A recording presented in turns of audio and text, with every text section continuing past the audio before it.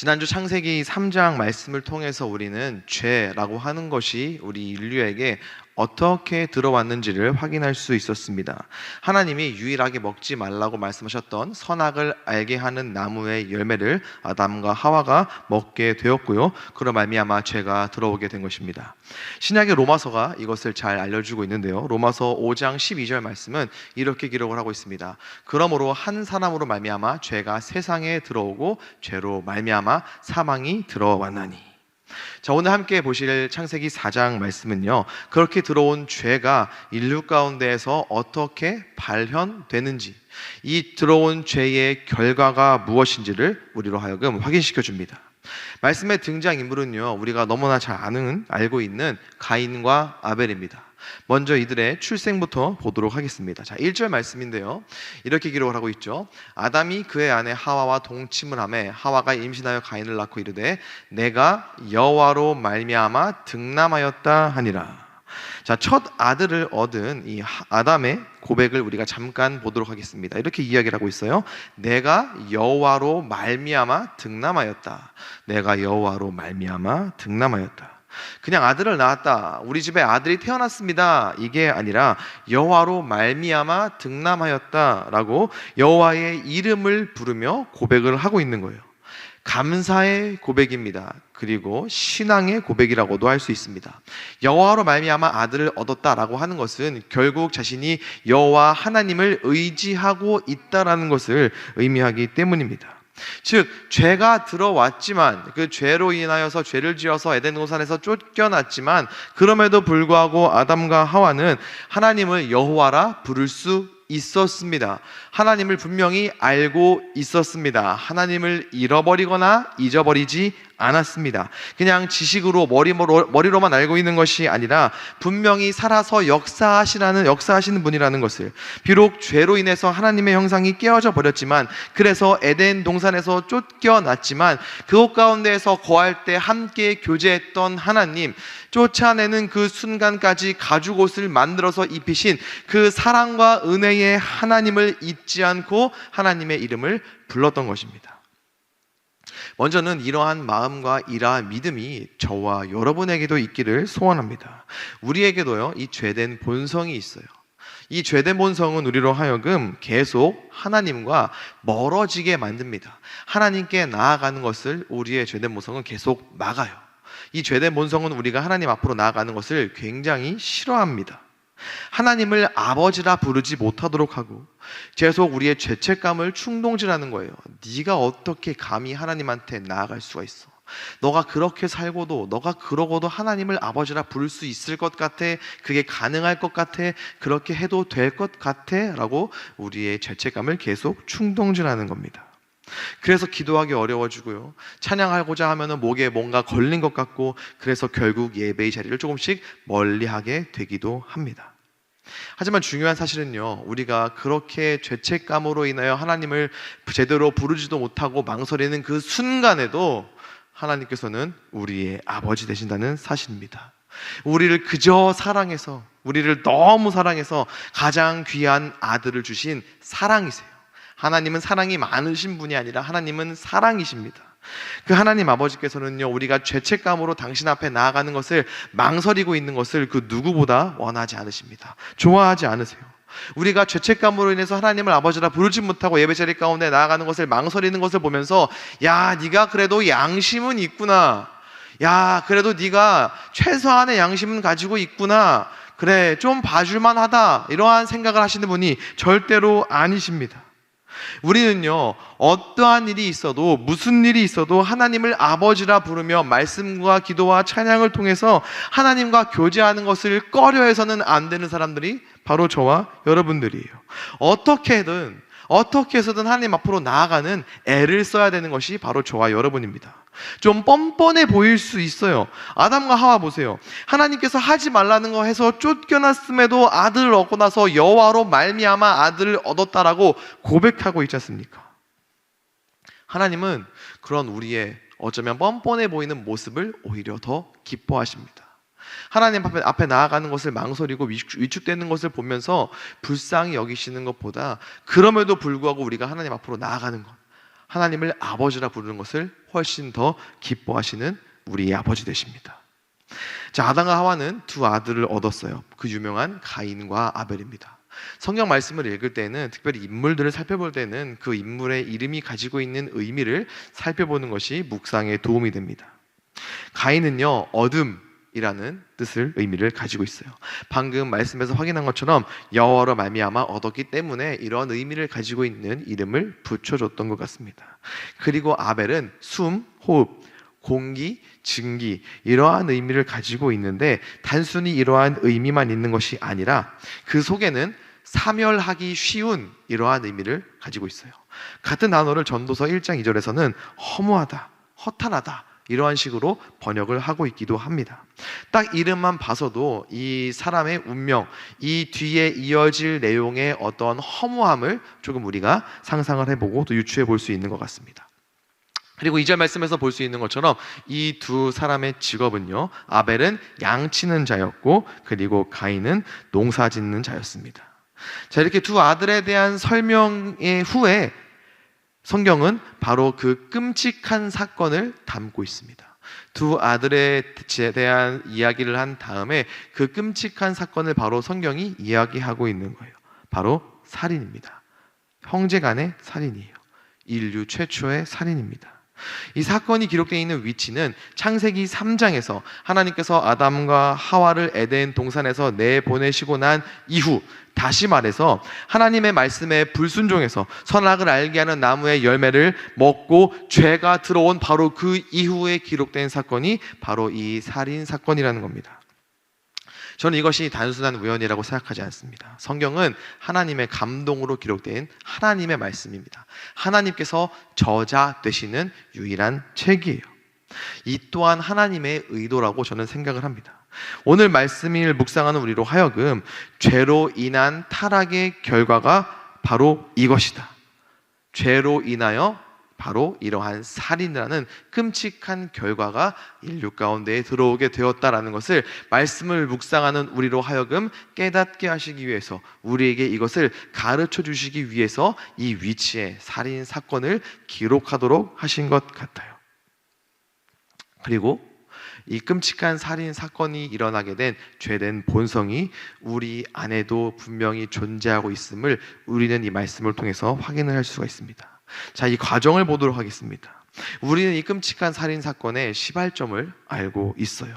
바로 하나님께서 아벨과 그의 제사는 받았지만 가인과 그의 제사는 받지 않으셨던 것으로 인함이었습니다. 오해하지 마십시오. 저는 이 사건의 원인과 문제가 하나님이라고 이야기하는 것이 절대로 아닙니다. 하나님께서 누구와 누구의 제사는 받으시고 누구와 누구의 제사는 받지 않으셨다가 결코 문제가 아닙니다. 하나님께서는 그렇게 하실 만한 분명한 이유가 있었어요. 이미 여기에서부터 우리는 인간의 죄된 본성을 확인을 할 수가 있습니다. 3절 말씀 그리고 4절 말씀 우리 한번 같이 읽어보도록 하겠습니다. 시작. 세월이 지난 후에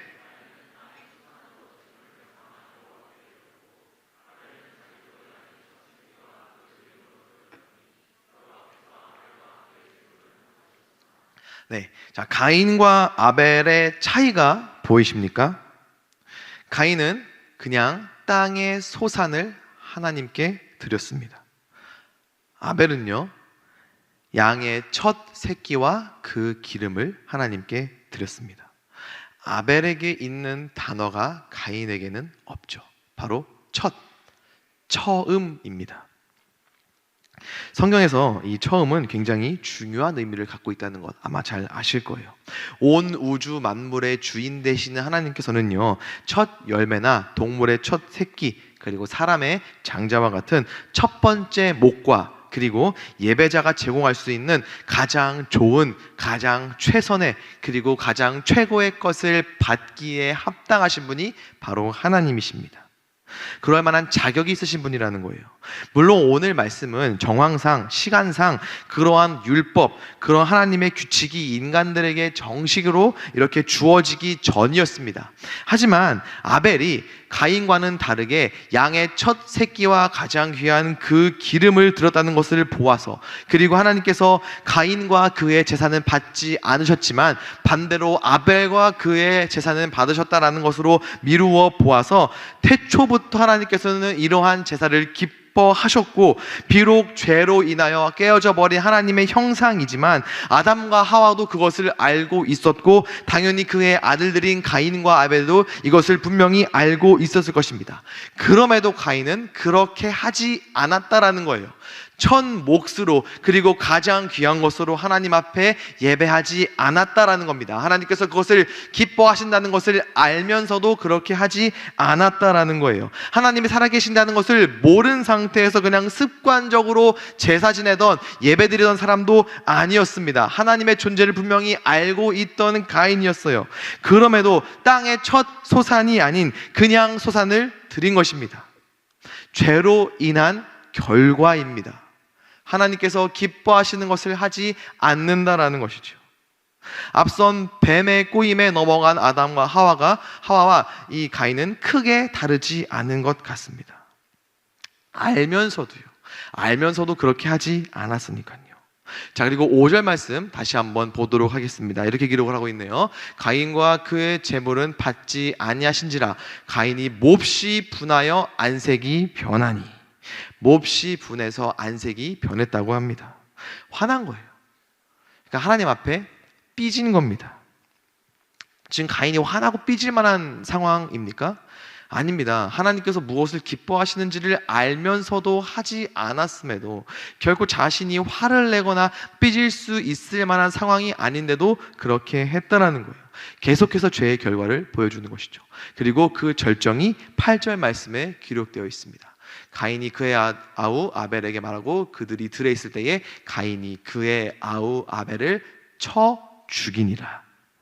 죄의 최종적인 결과가 바로 이렇게 살인이라는 것으로, 형제 간의 살인이라는 것으로 드러나게 되었습니다.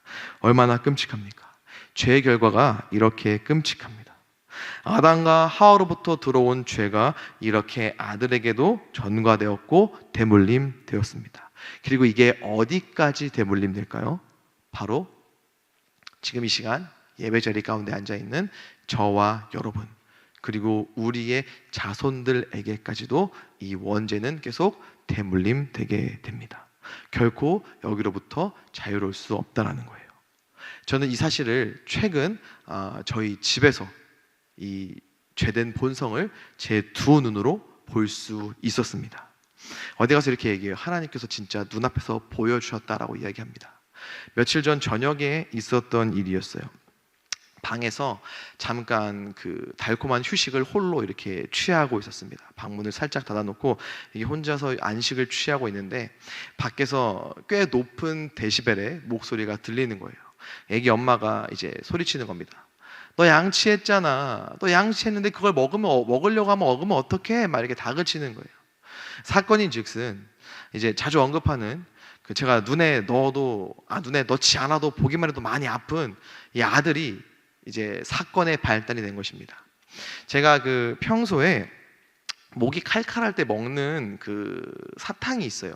철제 통에 들어있는 목을 시원하게 해주는 사탕인데 제가 그걸 먹을 때마다 이 아들 녀석이 자기도 먹겠다고 해요. 걔는 누가 뭘 먹고 있으면 자기도 먹으려고 합니다. 공간 안에 있는 누가 뭘 먹으면 나도 줘 그래요. 제가 그날도 이제 목이 칼칼해서 이걸 먹으려고 하는데 나도 줘 그러길래 이거 약이야 아빠 약이야 이렇게 거짓 증언을 했어요. 그랬더니 그때부터 얘가 그거 보면 아빠 약이야 아빠 약 먹어, 나도 아빠 약 먹을래 그래. 사배가 흉흉해 죽겠는데 자꾸 약 먹을래 막 이렇게 이야기를 하는 겁니다. 그래서 제가 버릇을 고쳐놔야 되겠다 해가지고 한번 줬어요. 그래도 한번 약 먹어봐 이러고.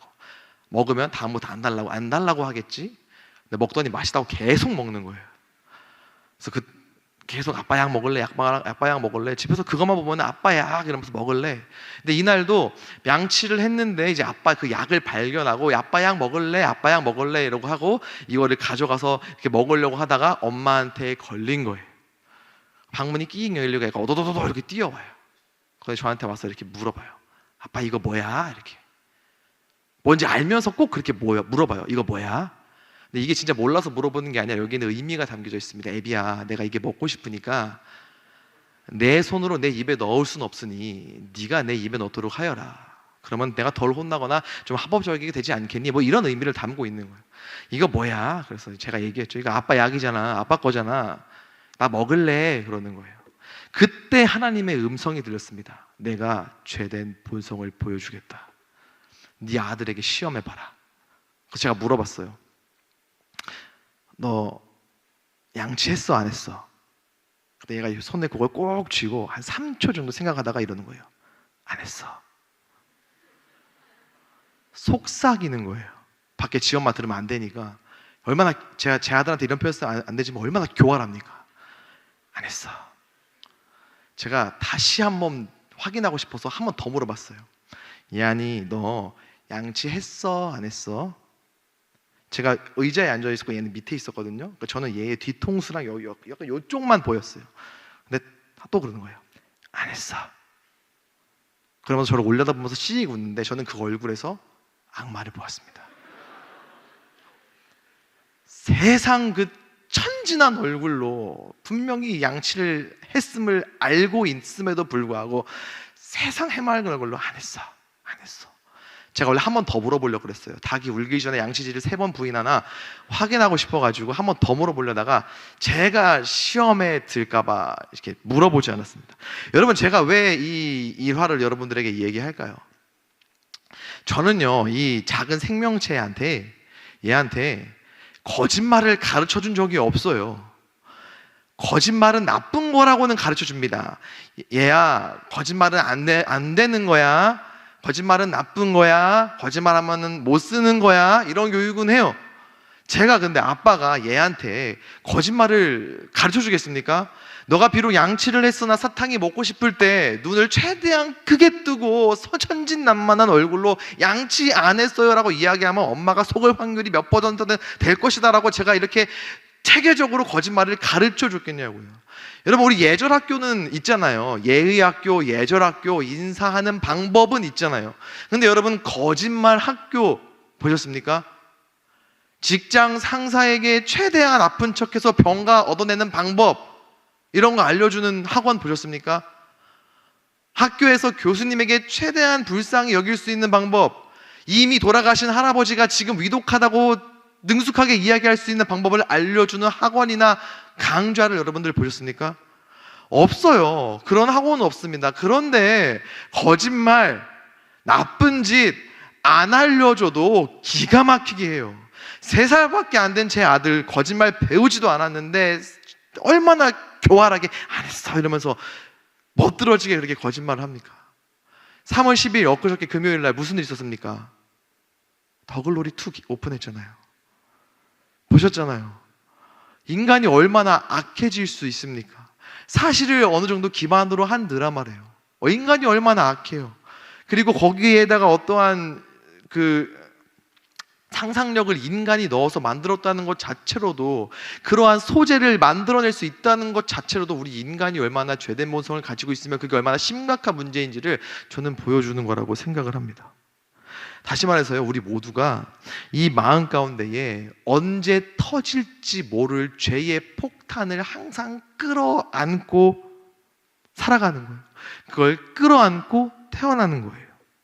하지만 하나님께서는요, 그런 우리가 언제 터질지 모를 죄의 폭탄을 들고 태어났지만 그걸 그냥 내버려 두시는 하나님 아버지가 아니십니다. 사실 오늘 말씀에서도 가인은 하나님께서 그냥 내버려 두지 않으심을 경험을 했어요. 자, 7절 말씀 저희 한번 같이 읽어보도록 하겠습니다. 시작.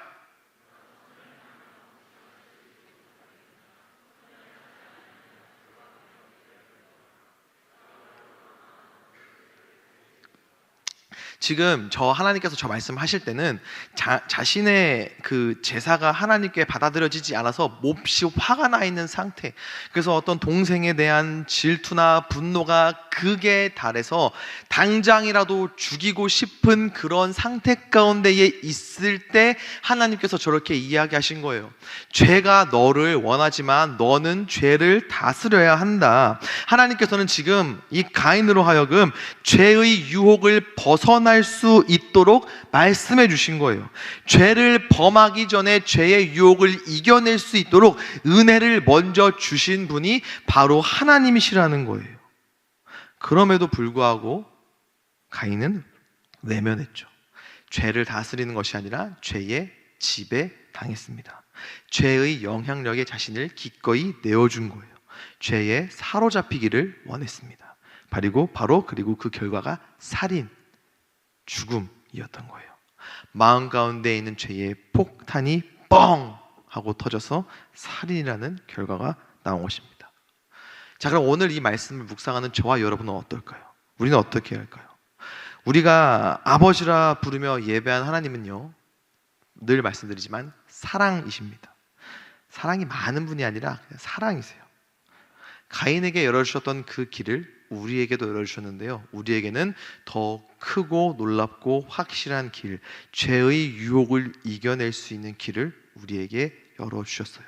그 길을 주셨습니다. 그 길은 바로 예수 그리스도입니다. 우리로 하여금 죄의 지배를 받는 것이 아니라 죄를 다스리며 살아갈 수 있도록 하기 위해서 가장 귀한 아들을 하나님 아버지께서 우리에게 주신 거예요. 하나님께서 아들 예수 그리스도를 우리에게 주셨습니다. 우리가 죄의 노예가 되는 것이 아니라 하나님의 자녀로, 왕의 아들, 딸로 살기를 원하셨기 때문에 죄라는 수갑을 차고 맨날 질질 끌려다니는 죄의 노예가 아니라, 죄의 종이 아니라 왕이신 하나님의 아들이요 딸로서 죄를 이기고 죄를 다스리며 살아가도록 하기 위해서 우리에게 가장 귀한 아들 예수 그리스도를 주신 분이 바로 하나님 아버지이십니다. 그 누구보다 우리가 죄를 다스리기를 원하셨기 때문이에요. 로마서 8장 1절 그리고 2절 말씀 다 같이 읽어보겠습니다. 시작.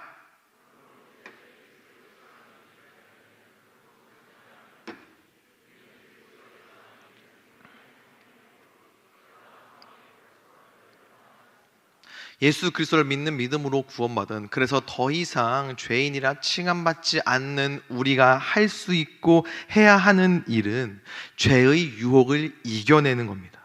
그 죄에서 자유를 얻도록 하기 위해서 십자가를 지신 예수 그리스도를 믿는 저와 여러분은 죄와 맞서 싸울 수 있는 사람, 죄와 싸워야 하는 사람, 그리고 죄와 싸워서 이길 수 있는 사람, 죄와 싸워서 이겨야만 하는 사람들이라는 것입니다.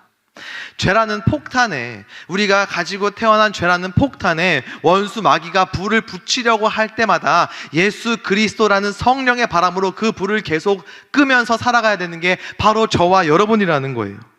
계속 그 죄의 폭탄의 불을 끄면서 터지지 않도록 애써야 되는 삶을 살아가야 되는 것이 바로 저와 여러분의 삶입니다. 그래서 믿는 사람들에게요, 세상은 놀이터가 아닙니다. 죄의 유혹과 날마다 맞서 싸워야 되는 전쟁터이고요, 그래서 세상에서 우리는 죄와 싸워야 하는 전사들이고, 그 죄와 싸워서 충분히 이길 수 있는 강한 믿음의 용사들이라는 겁니다.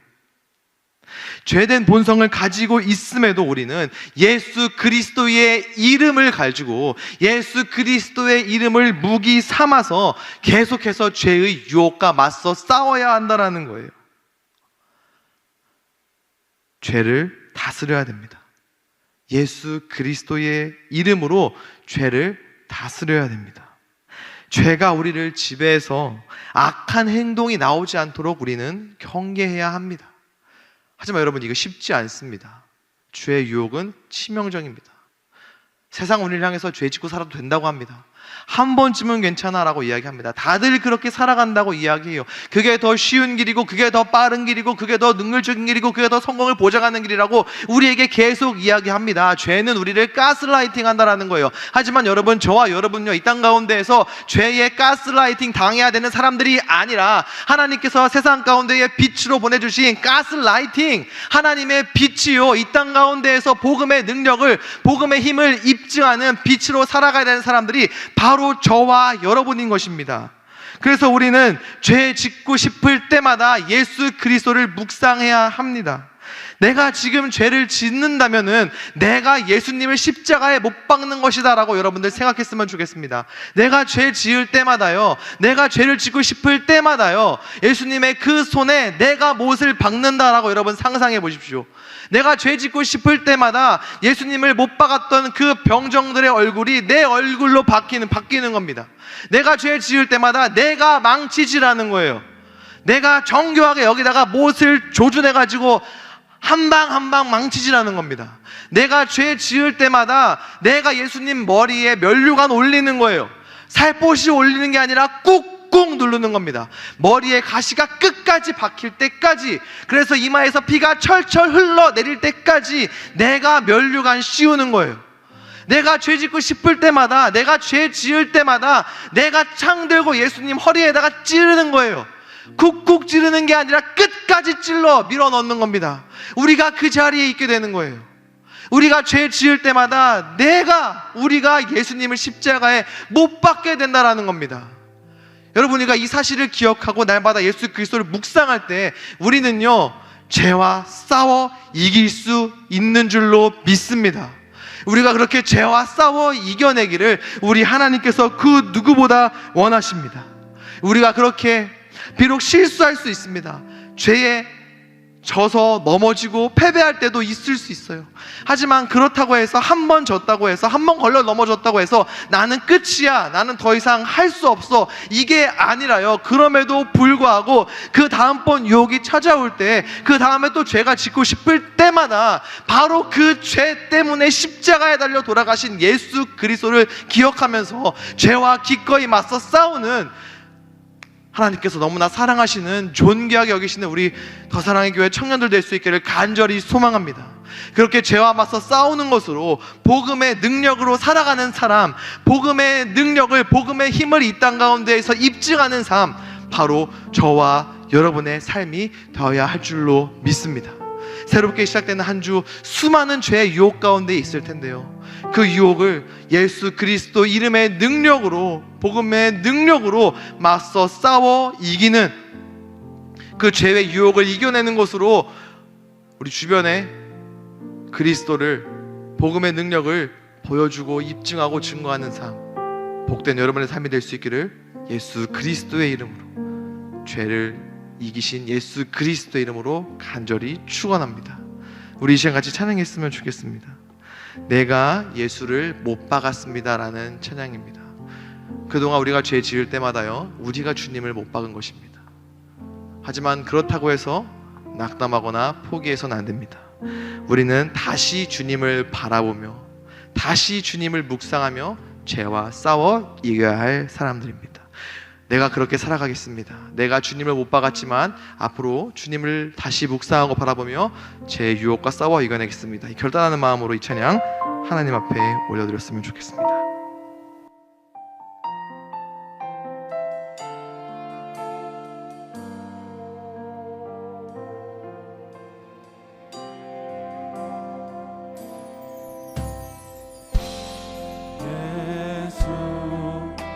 너 죄도 없는 당신이 깊이 감춰둔 내 죄로 인하여 하나님의 어린 양 속죄의 제물 되어 저주받은 나무에 달리셨네. 다시 한번 고백해 볼까요? 예수 흠도 죄도 흠도 죄도 없는 당신 우리가 깊이 감춰둔 내 죄로 인하여 하나님의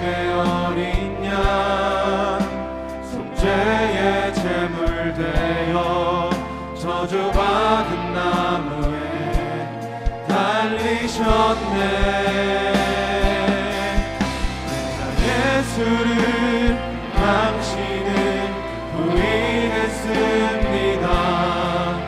내가 예수를 당신은 못 박았습니다. 당신이 행하신 이 모든 약속을 다 잊고 십자가의 예수를 매달았네. 내가 예수를 당신을 부인했습니다. 내가 예수를 당신을 못 박았습니다. 나의 모든 죄를 지고 아버지께 인도하시는 내가 예수를 못 박았습니다. 우리 2절 가사로 다시 고백하겠습니다. 예수 참 사랑과 평화의 주님. 예수 참 사랑과 평화의 주님, 소망 없이 멀어진 우리를 하나님과 온전히 화목해 하기 위해 십자가로 만나 머무셨네. 내가 예수를 당신을 다시 바라봅니다. 내가 예수를 당신을 사랑합니다. 당신이 행하신 일 흔들리지 않는 사랑, 깨지지 않는 약속 붙들겠네. 내가 예수를 당신을 다시 바라봅니다. 내가 예수를 당신을 사랑합니다. 갚을 수 없는 사랑, 아버지께 인도하시는 내가 예수를 한 번 더 고백하겠습니다. 내가 예수를 당신을 다시 바라봅니다. 예수를 당신은 다시 바라봅니다. 내가 예수를 당신을 사랑합니다. 당신이 행하시니 흔들리지 않는 사랑, 깨지지 않는 약속 붙들겠네. 그 높이 들고 고백해볼까요? 내가 당신을 다시 바라봅니다. 예수를 당신을 다시 바라봅니다. 내가 예수를 당신을 사랑합니다. 갚을 수 없는 사랑, 아버지께 인도하시는 내가 예수를 사랑합니다. 이 시간 하나님 앞에 손 올린 채로 함께 기도하실 때, 주님, 제가 수도 없이 주님을 십자가에 못 박았습니다. 내가 지었던 수많은 죄들이 내가 예수님을 못 박는 손이었고 못이었고 창이었고 면류관이었음을 고백합니다. 그 모든 날들을 주님 돌아보며 회개하오니 용서하여 주시옵소서. 다시 주님을 바라봄으로 다시 주님을 더욱더 뜨겁게 사랑하는 것으로 죄의 유혹에 맞서 싸우는 사람이 될 수 있도록 주님 인도하여 주시옵소서. 죄의 유혹이 찾아올 때마다, 죄 짓고 싶을 때마다 그 죄로 인하여 십자가에 달리신 예수 그리스도를 바라보고 묵상하며 그 유혹과 맞서 싸울 때 주님 승리하는 삶을 살아갈 수 있도록 복음의 능력으로, 복음의 힘으로 살아가는 사람이 될 수 있도록 주님 은혜를 더하여 주시옵소서. 능력의 손으로 붙잡아 주시옵소서. 주님 이름 간절하게 부르며 이 시간 함께 기도하시겠습니다. 주여